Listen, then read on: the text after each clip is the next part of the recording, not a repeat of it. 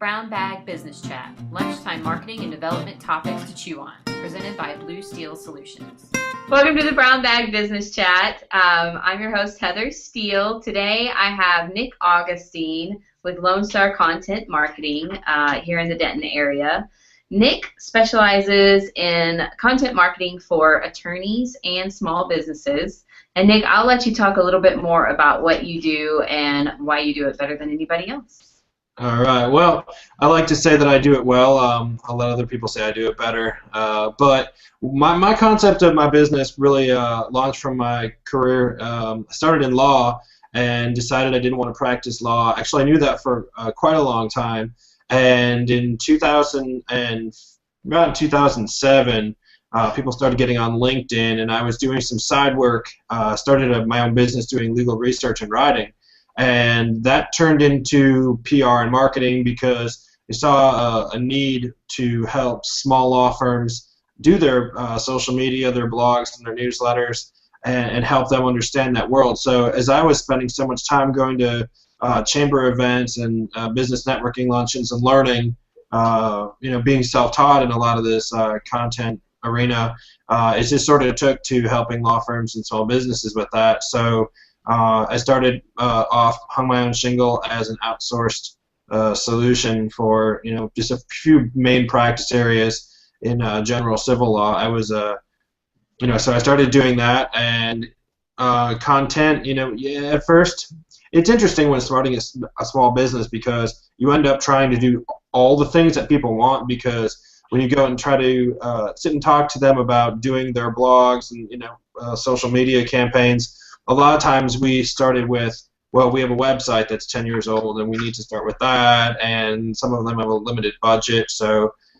it was an interesting go, and it took me a while to just kind of settle in on the niche of content writing for lawyers and maybe service industry professionals. And basically it wasn't because I couldn't do the other things as well. Was the perception is a guy with a law degree who is fluid in a lot of these practice areas and who's writing a lot of this content is going to be in an easier choice for someone to do content and writing because they understand it, as opposed to taking someone who has no concept of law or different practice areas and how they work and sending them to task writing blog articles. They might be in over their head. So it was just a niche, and I learned to let go of all the other parts of the business and find good referrals and other companies to work with, which is sort of the topic of today's chat, Heather. Awesome. So a little more information for people that don't know. Nick and I are both in what I call a small town. I guess we're really not, but we have a small town mentality here in Denton, Texas. So I don't know, what is the population in Denton? It's I think the population of Denton itself is 115,000. But to explain to people who aren't around here, the Denton city limits actually go to edges of the next town north, which is quite far. Well, Sanger's 15-20 minutes away. So there's a lot of rural space and cow pastures as well. So we're pretty spread out in Denton, and it is a small town, but we're still within the Dallas-Fort Worth Metroplex. So we're just down the road from other towns. We're not out by ourselves, but we do have definitely a local business climate here, and Denton is certainly unique within the Metroplex. So, kind of getting back to our topic there, yeah. That was a really long answer. Nick has lots of long answers, so everybody just get ready. Well, explain myself. So we're a smaller town. You're not going to see a lot of large corporations here like you would in the downtown Dallas area, which I think a lot of people, especially outside of Texas, kind of assume that all of the commerce goes on in either Dallas, Houston, or Austin, and there's really not much else outside of that, which is completely untrue. So what I wanted to do is spend some time today just talking about, if you're not in that hub of the downtown area where all the businesses seem to be, how do you set up shop and start a successful business and take advantage of the fact that you are in a smaller town, and then leverage that to really grow your business into one that works outside of just the local environment, but if you're a service industry, or even selling product across the U.S.? How do you grow, but at the same time take advantage of what benefits there are to being in a small town? So before we go much further, Nick, you have a little bit more interesting story. I grew up about an hour from here, moved to Denton for college, and then really just never did leave, which is the story of a lot of people here. But Nick, your story is a little bit different. So why don't you tell us about what brought you to Denton in the first place? Why did you leave where you were practicing and come down to Texas and choose Denton as your home? Well, it is an interesting story. I'm a native of northeast Wisconsin, grew up in Appleton, and went to college at Marquette. It was a liberal arts college, and went to law school in Chicago, and stayed in the Chicago area, mainly in the suburbs in DuPage County, for about 12 years. And the economy was this is where I started my business and went to law school and changed it all up. And I built a pretty good following. However, the economy was challenged, and a lot of people were jumping ship. My brother worked for a Fortune 500 company, and he transferred to an office in the Dallas area. And so he said, "I'm moving to North Texas. Are you interested in moving your business too and coming along as well?" And I thought, you know what, why not? Let's go for it. And so, almost with a little wagon, pioneering spirit, more like a Silverado with a U-Haul trailer, trucked it on down and found a place just outside of Denton. And I really liked the idea of Denton because the population very, very similar to my small town where I grew up, but with a better economy, better weather, and friendly people, and a growing base and a population growth that's a plan for the future. So it just seemed to fit the blend of having big city amenities and things I need if I want to go to Dallas for a major industry event, but then being able to serve a small, close-knit community in Denton. Awesome. Well, I'm definitely glad that you made that decision to move down here. Nick and I met about 4 or 5 months ago, I think, through the Chamber of Commerce, which we're both fairly recent members of. So really up until about 6 months ago, we weren't even taking advantage of the Chamber, which I think says a lot about how you can nurture your business even outside of the more traditional settings. So why don't you talk a little bit about, before joining the Chamber, what other professional networks or just ways did you really nurture your business using some of the local resources? And then maybe talk a little bit about how the Chamber has actually improved even beyond that. Right. Well, for me, actually, social media was the Kickstarter. Before I moved, I spent a lot of time online, sort of, looking for people who might be good clients or people who would be good people in the creative world to kind of tap into. And so I actually started some relationships and dialogues before moving, and started to see where people were going, what kind of events were there, and then started attending some events, and some of them were chamber events. Other things were, for my purposes, with a lot of law firm clients, it was bar association events, and the non-for-profit organizations supporting the legal community and the attorneys in those roles. So finding the events and sort of finding and meeting a few people first, and then they say, oh, welcome to Texas. Here's a bunch of other people. Meet them, and so you're basically earning your way into small little social circles, just really to find out, the places like who are the influencers in town. Where this is a more like market approach, but really getting to figure out who people are, where they're going, what they care about, just try to sniff out, what to do next with my business, I guess. So would you say that compared to being in a larger city where there is a lot more going on in the business community, is it harder or easier to find those influencers and connect with them? I think it's easier on a smaller, localized level because people are, I don't know if they are more accessible or I just perceive that they're more accessible, but it's easier to, figure out like who's who at a smaller chamber event, for example, or a smaller networking event, where people are, they're a little more friendly. I think in bigger cities and a larger environment, you really have to be a part of a solidified group. It's sort of the why are you here factor. Who are you with? When I was in Chicago, I was part of a group called Legal PR Chicago, and a lot of people would read my name tag and they want to know which, it was mostly in-house people at big law firms, and it was, who are you with, as opposed to, hi, how are you doing? So I think that it was easier to get into local things. Now, I want to say that that's obviously possible in a larger city too, because there are always neighborhoods where people hang out and do their business as well. So, whether you're in a small town or a large town, you can still find that local, I guess, who are your tribe of people. Very good. And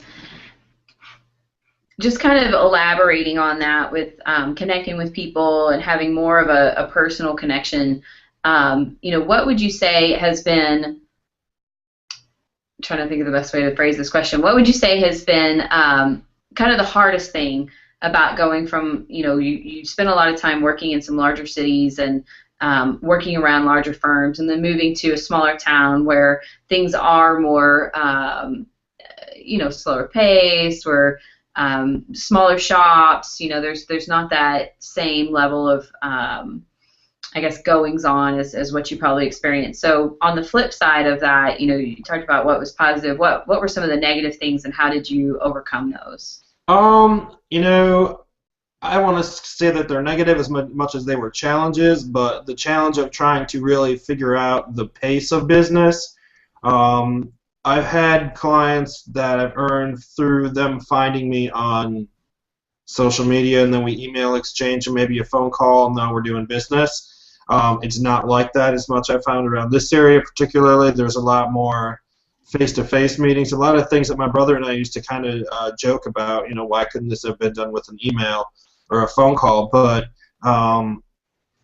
the flip side of that is, seemingly thinking that so many people want these face-to-face interactions, and it's seemingly that we could dispense of a lot of that with technology. It's so much better, I find, to actually sit down and get to, sit down and get to know a person better. I think you have better quality relationships. So for me, I found that the business cycle was more of getting to know people, being respectful, more minding your business manners, which is something I'm a big proponent of, and a huge reason I wanted to come do business here.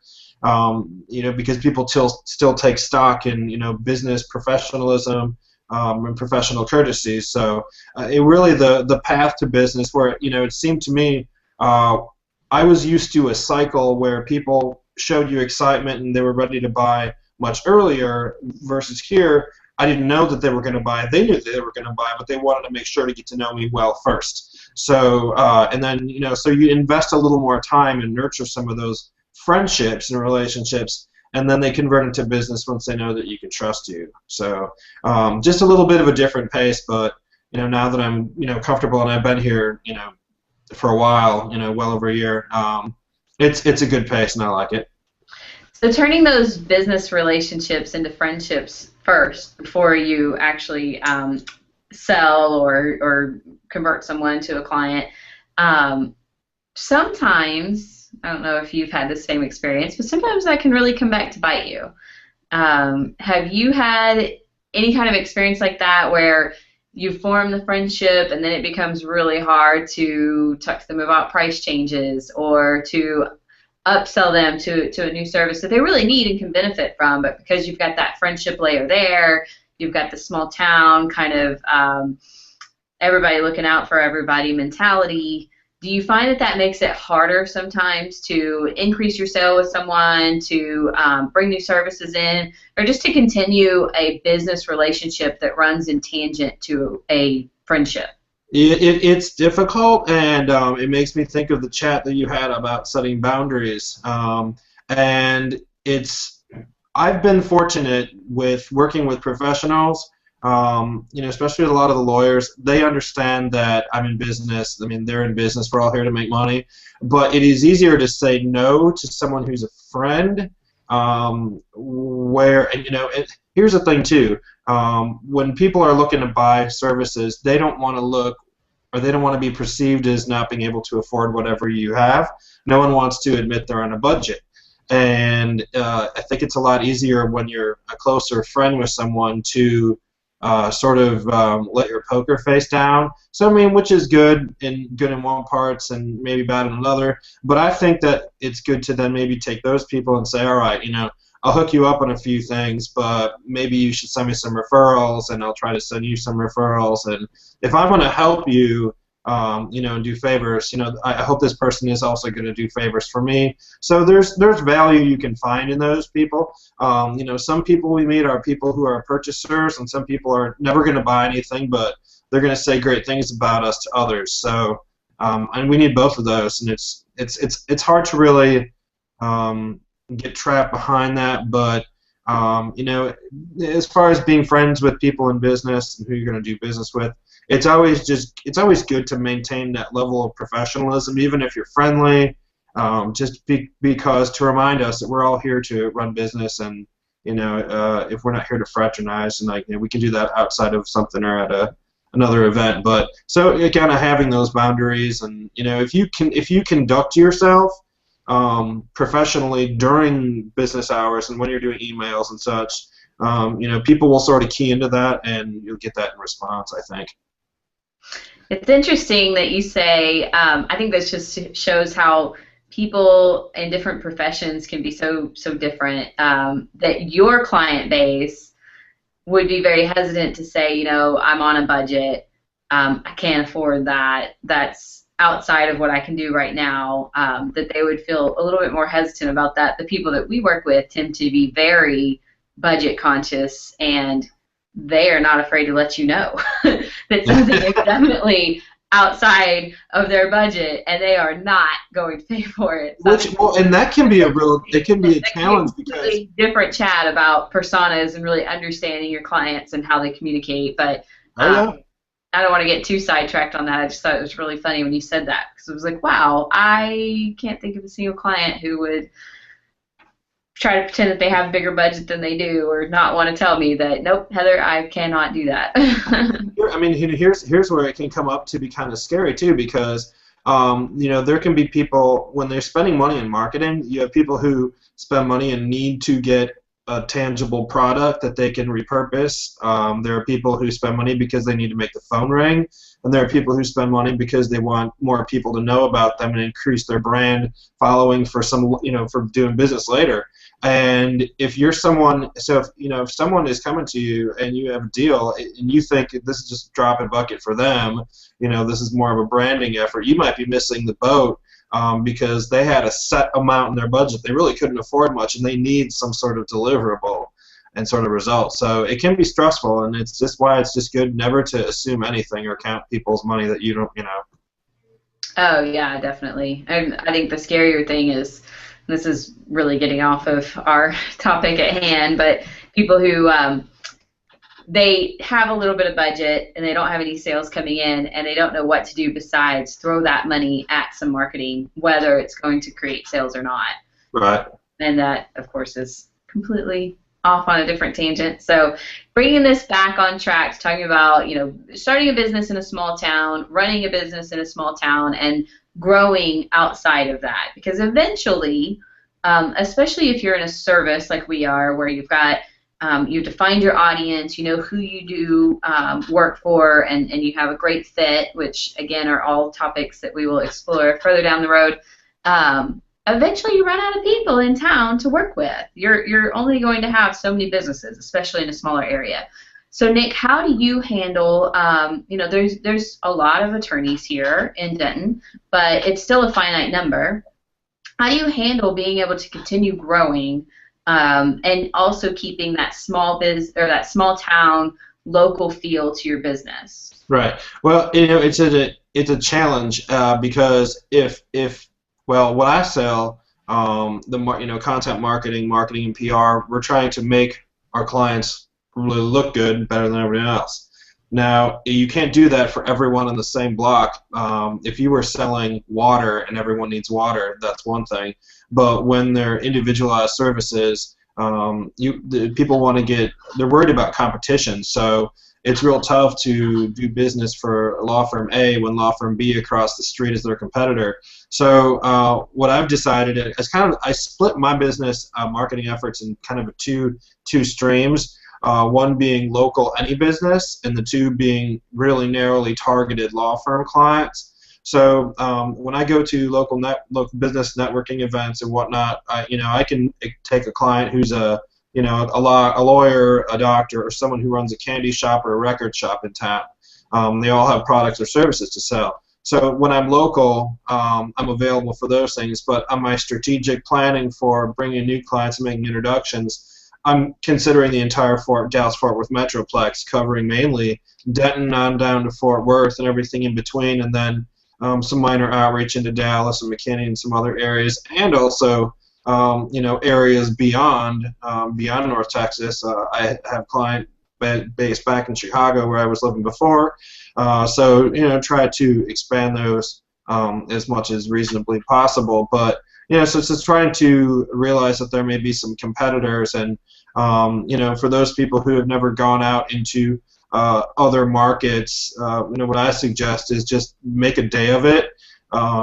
Take a day to go there and kind of build it around an event that's going on. So find a free chamber event, for example, in another area or another town, and then try to set up little meetings to go around and say hi to people, or set targets, like a walking target. This is something people don't really do as much anymore, but kind of taking an area where some businesses are that you'd like to do business with, identify them, and go walk in person, be looking good, and ask for an appointment, a walk-in to set an appointment to talk, either a phone appointment or a follow-up the next week. So that it's just some ideas there in trying to separate it out, but it can be difficult when if you have a service that is good for everyone in town, and there are a limited number of businesses. Again, asking your clients for referrals to other people they know somewhere else, but having that be a mutual conversation of, hey, I'm looking for referrals outside of town if you know anyone. And by the way, remind me more about what you do, and do you want referrals from somewhere else? So everyone's sort of keeping their ears to the ground on that. And do you find that letting people know that you're doing work, for our example, our business, we do work all over the U.S. We really have a smaller local client base than we have in other areas of the country.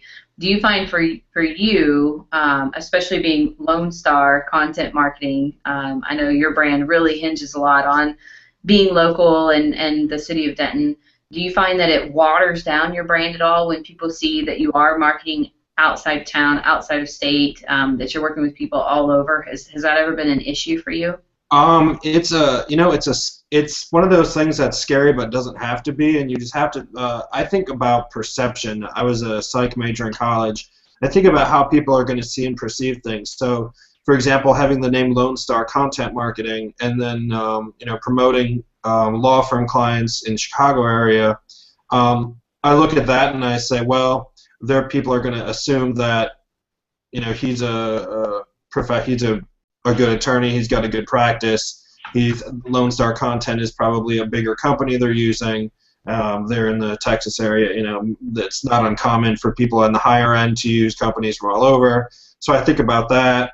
I also think about how it's perceived to have clients who are in different coasts. So I have a client who's a credit damages expert in California, and so if I'm showcasing and syndicating content for all my different clients, and I've got people here in Denton as well as Southern California, Chicago, and somewhere else, I try to make sure that I stay humble and not make. Sometimes people want to make it look like they have offices in all these different places, but the reality is a lot of these people we've met on social media or through referrals.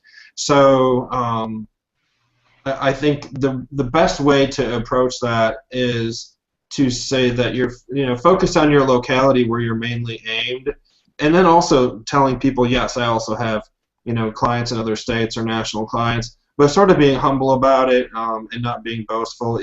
I think people do business with people they know, like, and trust, and they're going to rather do business with someone who's approachable and not trying to paint the picture that they're the only game in town and that they've got a shop on every corner when that's not true. Because I think people see right through that.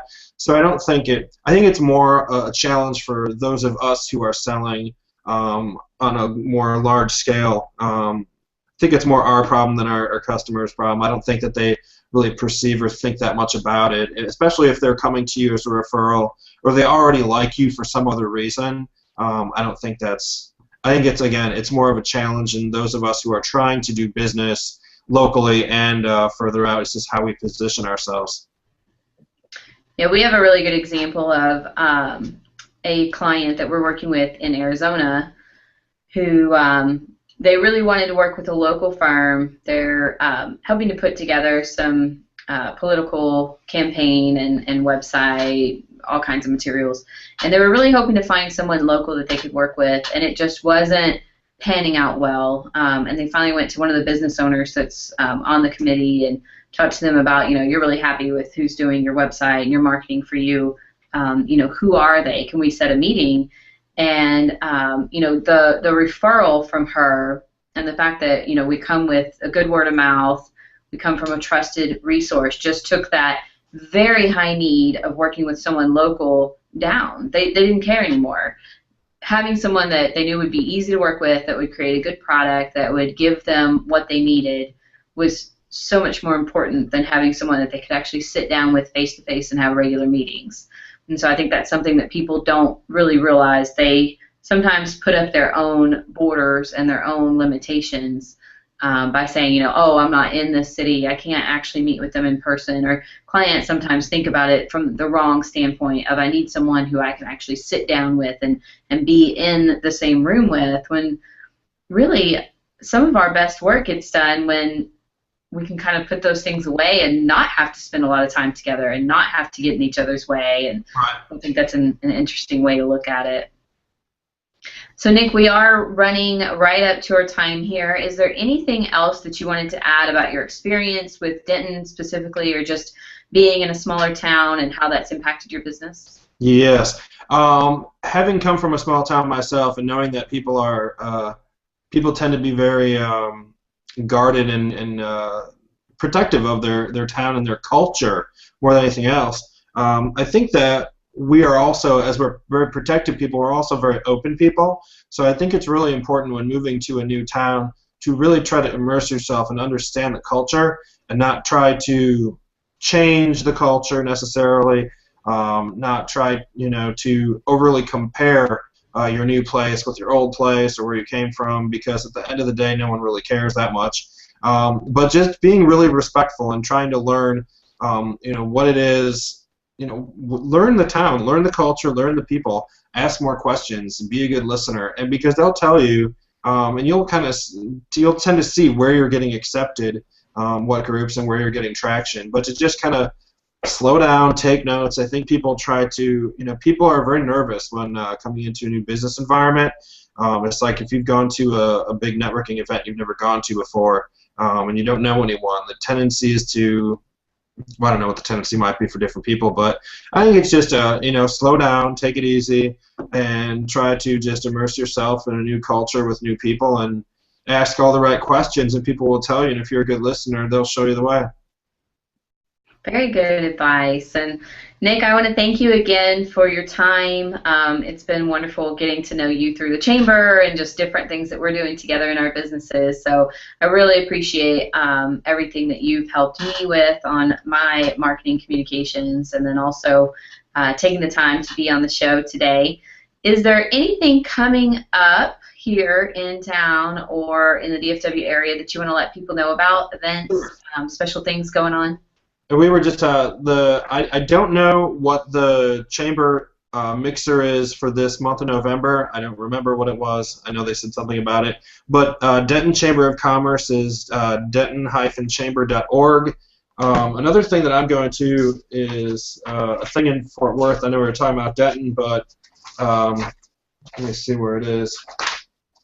Fort Worth Chamber has their Holiday Santas or Cowboy Santas holiday mixer on the 25th of November from 5:30 to 7:30, so that's out there too. And I always say, and everyone goes to all the the local same stuff they always go to, I think it's a good idea to sometimes just throw a dart at the board and see where it lands, and try to find a chamber event or something. Just change it up. It's always good to meet someone and go into a new circle every now and then.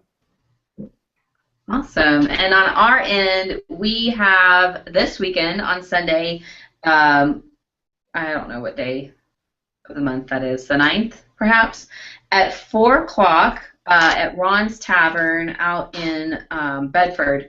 We will have a Genesis WordPress meetup. So for clients, colleagues, people that are using the Genesis framework for their WordPress sites, it's a great chance to come meet some of the other local developers. We have a great time.